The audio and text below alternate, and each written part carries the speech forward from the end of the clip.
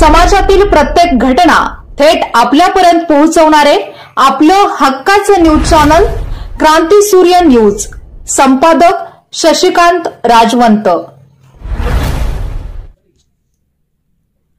यावर्षी पहिल्यांदाच कृष्णा नदी पात्राबाहेर पडली असून नागठाणे येथील बंधारा पाण्याखाली गेला आहे।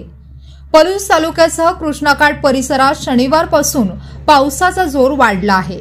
गेले 2 दिवस धरण पाणलोट क्षेत्रात झालेल्या मुसळधार पावसामुळे दुथडी भरून वाहत असलेली कृष्णा नदी पात्राबाहेर पडली आहे।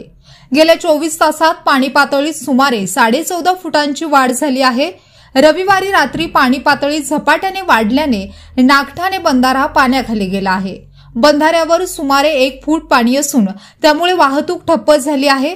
नागठाणे शिरगाव या गावांचा संपर्क तुटला आहे, तर आमनापूर येथील स्मशानभूमीत रात्री नदीचे पाणी शिरले आहे।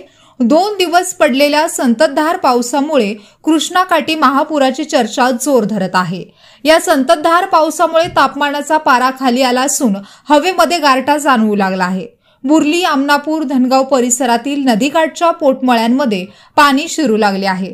त्यामुळे मळीतील गवत कापणीसाठी शेतकऱ्यांची धांदल उडत आहे, तर हौशी तरुणाईची अनेक ओढ्यांमध्ये मासे पकडण्याची खटापट सुरू आहे। कृष्णा नदी पात्राबाहेर पडल्याने सर्वांच्या नजरा कोयना धरणाकडे लागल्या आहेत। गेले 2 दिवस कोयना धरण पाणलोट क्षेत्रात पावसाने जोरदार बॅटिंग केली असल्याने धरणातील पाणीसाठा 40.43 टीएमसी म्हणजेच 38.41% वर पोहोचला आहे, तर धरणात पाण्याची आवक 48,611 क्युसेक्स असली तरी विसर्ग पूर्णपणे बंद आहे।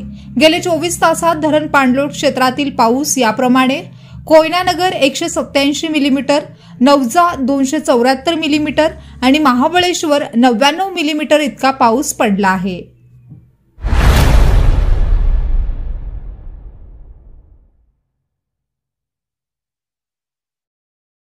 क्रांती सूर्य न्यूज। संपादक शशिकांत राजवंत। सबस्क्राइब करा,